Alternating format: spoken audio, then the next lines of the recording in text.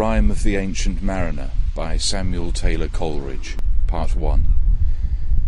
It is an ancient mariner, and he stoppeth one of three. By thy long grey beard and glittering eye, now wherefore stopp'st thou me? The bridegroom's doors are open wide, and I am next of kin. The guests are met, the feast is set, mayst hear the merry din. He holds him with his skinny hand. There was a ship, quoth he. Hold off, unhand me, grey-beard loon. Eftsoons his hand dropped he.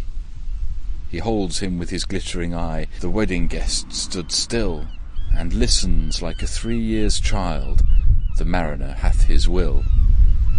The wedding guest sat on a stone, he cannot choose but hear, and thus spake on that ancient man, the bright-eyed mariner. The ship was cheered, the harbour cleared. Merrily did we drop below the kirk, below the hill, below the lighthouse top. The sun came up upon the left, out of the sea came he, and he shone bright, and on the right went down into the sea. Higher and higher every day, till over the mast at noon. The wedding guest here beat his breast, for he heard the loud bassoon. The bride hath paced into the hall, red as a rose is she, nodding their heads before she goes, the merry minstrelsy. The wedding guest he beat his breast, yet he cannot choose but hear, and thus spake on that ancient man, the bright-eyed mariner. And now the storm blast came, and he was tyrannous and strong. He struck with his o'ertaking wings, and chased us south along. With sloping masts and dipping prow, as who pursued with yell and blow, still treads the shadow of his foe, and forward bends his head.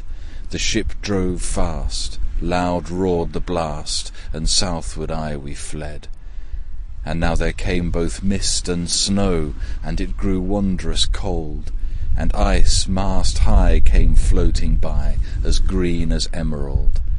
And through the drifts the snowy cliffs did send a dismal sheen, nor shapes of men nor beasts we ken, the ice was all between.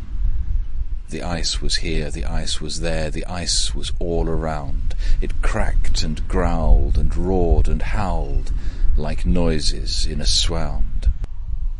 At length did cross an albatross, thorough the fog it came, and as it had been a Christian soul, we hailed it in God's name. It ate the food it ne'er had eat, and round it flew. The ice did split with a thunder fit, the helmsman steered us through. And a good south wind sprung up behind, the albatross did follow, and every day, for food or play, came to the mariner's hollow. In mist or cloud, on mast or shroud, it perched for vespers 9, whiles all the night through fog smoke white glimmered the white moonshine. God save the ancient mariner from the fiends that plague thee thus. Why look'st thou so? With my crossbow I shot the albatross. Part 2. The sun now rose upon the right, out of the sea came he, still hid in mist, and on the left went down into the sea. And the good south wind still blew behind, but no sweet bird did follow, nor any day for food or play came to the mariner's hollow. And I had done a hellish thing, and it would work 'em woe, for all averred I had killed the bird that made the breeze to blow. Ah, wretch, said they, the bird to slay that made the breeze to blow. Nor dim nor red, like God's own head, the glorious sun uprist. Then all averred I had killed the bird that brought the fog and mist. 'Twas right, said they, such birds to slay that bring the fog and mist. The fair breeze blew, the white foam flew, the furrow followed free. We were the first that ever burst into that silent sea. Down dropped the breeze, the sails dropped down, 'twas sad as sad could be, and we did speak only to break the silence of the sea. all in a hot and copper sky. The bloody sun at noon, right up above the mast did stand, no bigger than the moon.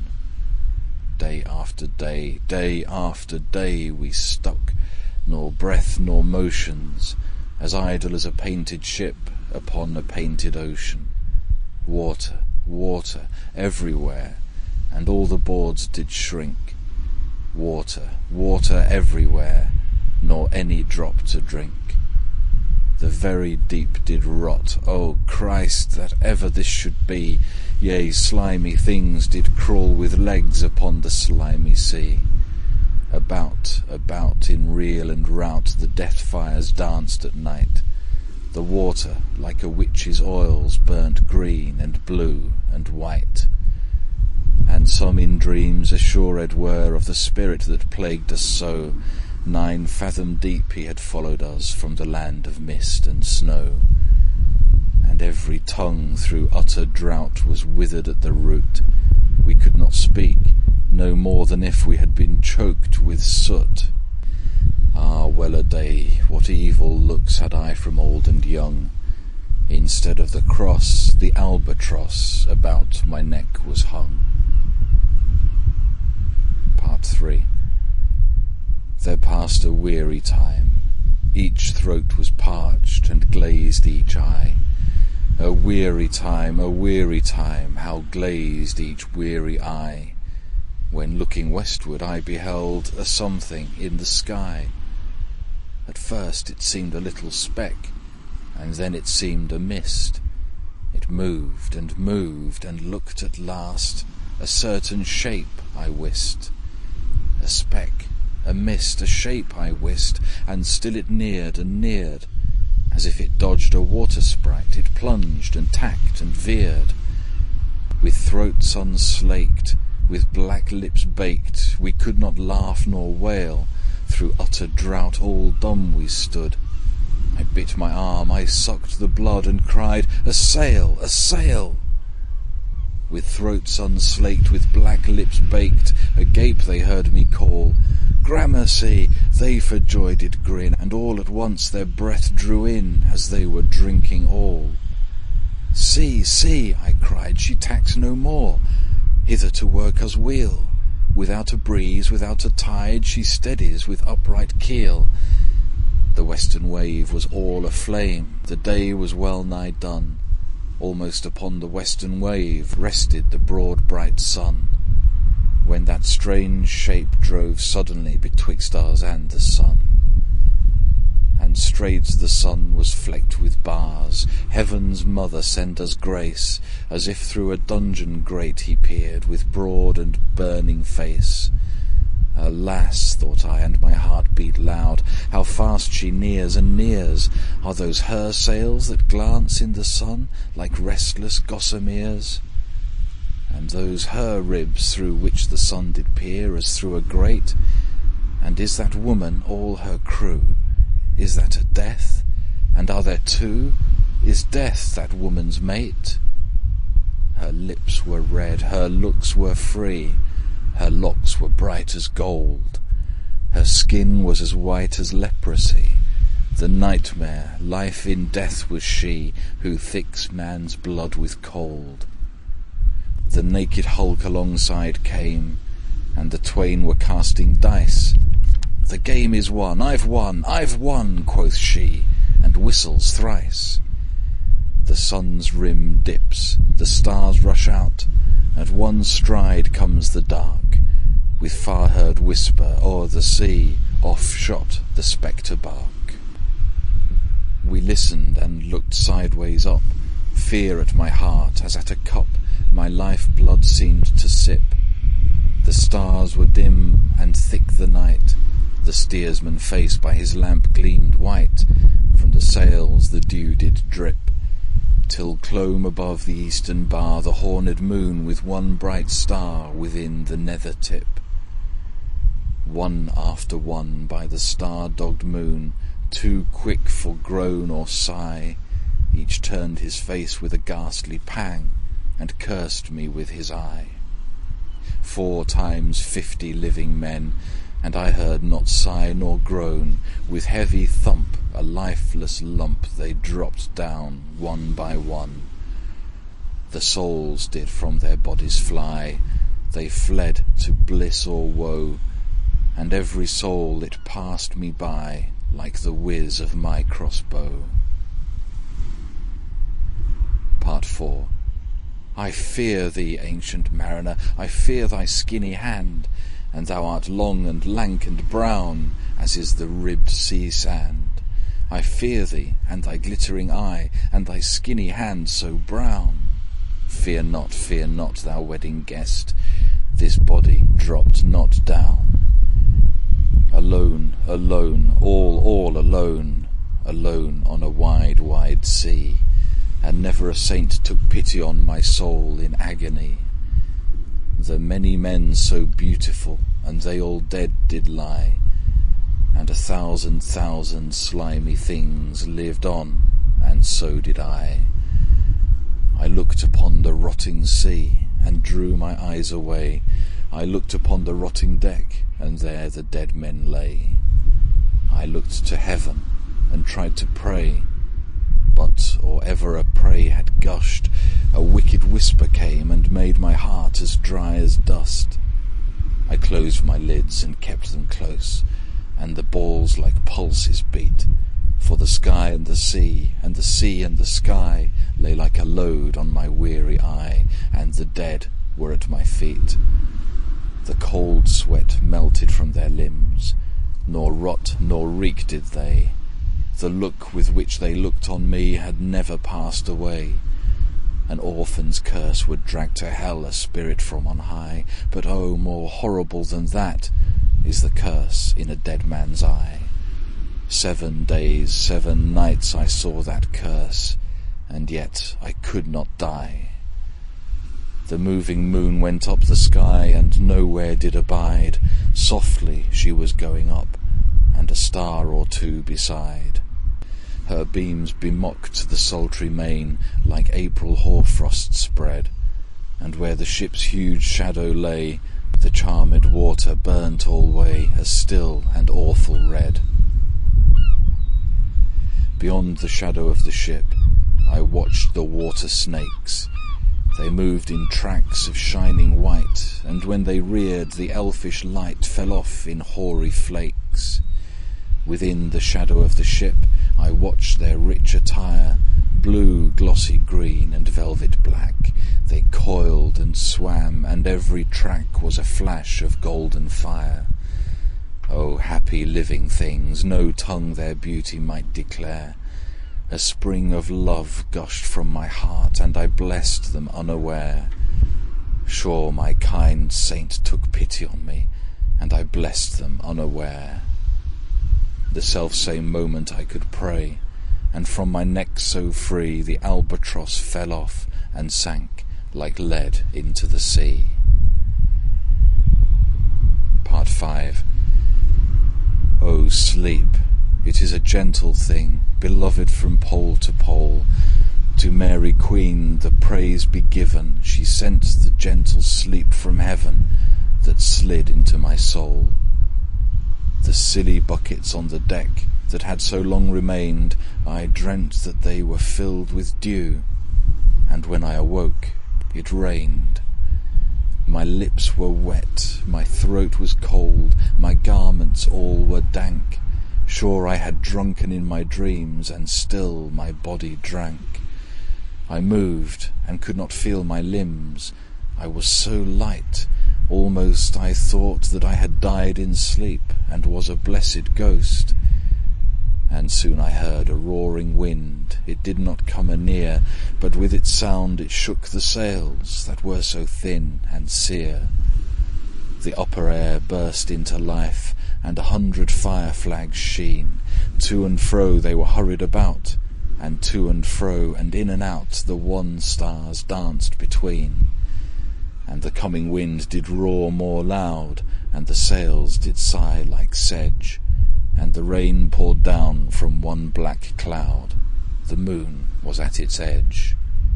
The thick black cloud was cleft, and still the moon was at its side. Like water shot from some high crag, the lightning fell with never a jag, a river steep and wide. The loud wind never reached the ship, yet now the ship moved on. Beneath the lightning and the moon, the dead men gave a groan. They groaned, they stirred, they all uprose, nor spake nor moved their eyes. It had been strange, even in a dream, to have seen those dead men rise. The helmsman steered, the ship moved on, yet never a breeze up blew. The mariners all gan work the ropes, where they were wont to do.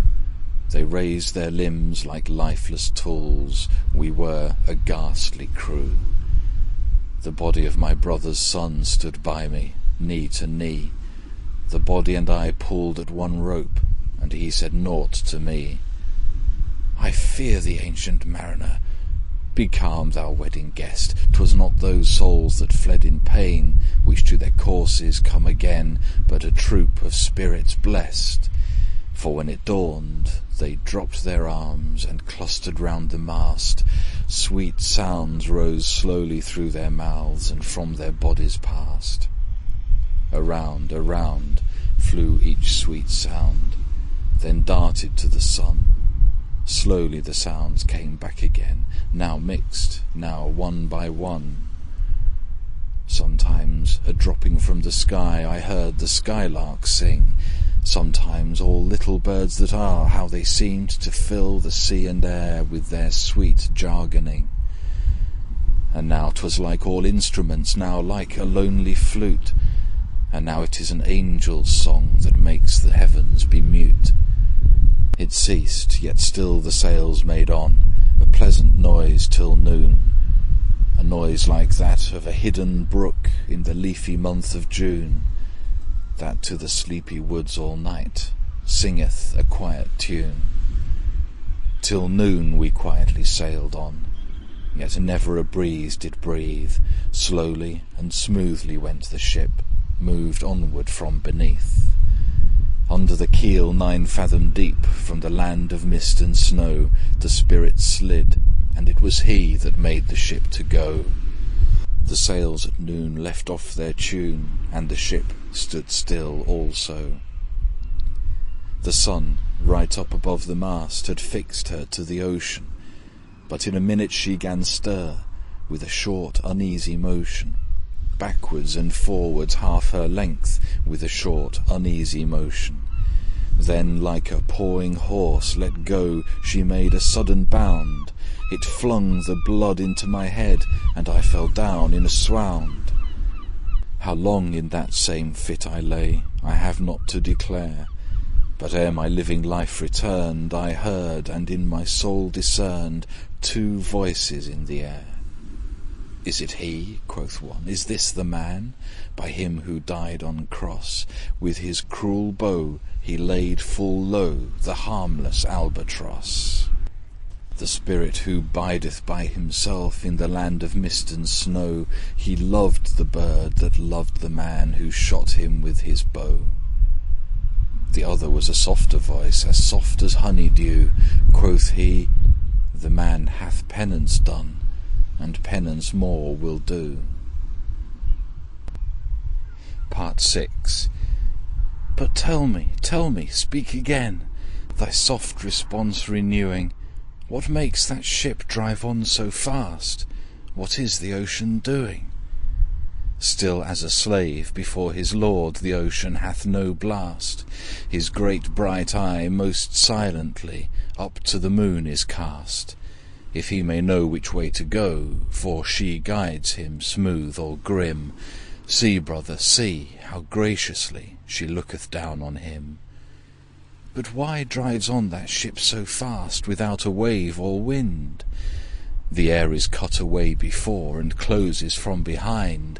Fly, brother, fly, more high, or we shall be belated. For slow and slow that ship will go, when the mariner's trance is abated. I awoke, and we were sailing on, as in a gentle weather. 'Twas night, calm night, the moon was high, the dead men stood together. All stood together on the deck, for a charnel dungeon fitter. All fixed on me their stony eyes, that in the moon did glitter. The pang, the curse with which they died, had never passed away. I could not draw my eyes from theirs, nor turn them up to pray. And now this spell was snapped. Once more I viewed the ocean green, and looked far forth, yet little saw of what had else been seen. Like one that on a lonesome road doth walk in fear and dread, and having once turned round walks on, and turns no more his head, because he knows a frightful fiend doth close behind him tread. But soon there breathed a wind on me, nor sound nor motion made. Its path was not upon the sea, in ripple or in shade. It raised my hair, it fanned my cheek, like a meadow gale of spring. It mingled strangely with my fears, yet it felt like a welcoming. Swiftly, swiftly flew the ship, yet she sailed softly too. Sweetly, sweetly blew the breeze, on me alone it blew. O dream of joy, is this indeed the lighthouse top I see? Is this the hill? Is this the kirk? Is this mine own country? We drifted o'er the harbour bar, and I with sobs did pray, O let me be awake, my God, or let me sleep alway. The harbour bay was clear as glass, so smoothly it was strewn, and on the bay the moonlight lay, and the shadow of the moon. The rock shone bright, the kirk no less, that stands above the rock, the moonlight steeped in silentness the steady weathercock. And the bay was white with silent light, till rising from the same full many shapes that shadows were in crimson colours came. A little distance from the prow those crimson shadows were. I turned my eyes upon the deck. O Christ, what saw I there? Each corse lay flat, lifeless and flat, and by the holy rood a man all light, a seraph man, on every corse there stood. This seraph band each waved his hand, it was a heavenly sight. They stood as signals to the land, each one a lovely light. This seraph band each waved his hand, no voice did they impart, no voice, but oh, the silence sank like music on my heart. But soon I heard the dash of oars, I heard the pilot's cheer, my head was turned perforce away, and I saw a boat appear. The pilot and the pilot's boy, I heard them coming fast. Dear Lord in heaven, it was a joy the dead men could not blast. I saw a third, I heard his voice, it is the hermit good. He singeth loud his godly hymns that he makes in the wood. He'll shrieve my soul, he'll wash away the albatross's blood. Part 7. This hermit good lives in that wood which slopes down to the sea. How loudly his sweet voice he rears! He loves to talk with mariners that come from a far country. He kneels at morn and noon and eve, he hath a cushion plump. It is the moss that wholly hides the rotted old oak stump. The skiff-boat neared, I heard them talk. Why, this is strange, I trow. Where are those lights, so many and fair, that signal made but now? Strange, by my faith, the hermit said, and they answered not our cheer. The planks looked warped, and see those sails, how thin they are and sere. I never saw aught like to them, unless perchance it were brown skeletons of leaves that lag my forest brook along, when the ivy tod is heavy with snow, and the owlet whoops to the wolf below that eats the she-wolf's young. Dear Lord, it hath a fiendish look, the pilot made reply. I am afeard. Push on, said the hermit cheerily. The boat came closer to the ship. but I nor spake nor stirred. The boat came close beneath the ship, and straight a sound was heard. Under the water it rumbled on, still louder and more dread.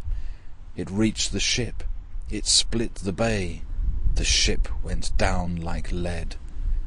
Stunned by that loud and dreadful sound, which sky and ocean smote, like one that hath been 7 days drowned, my body lay afloat.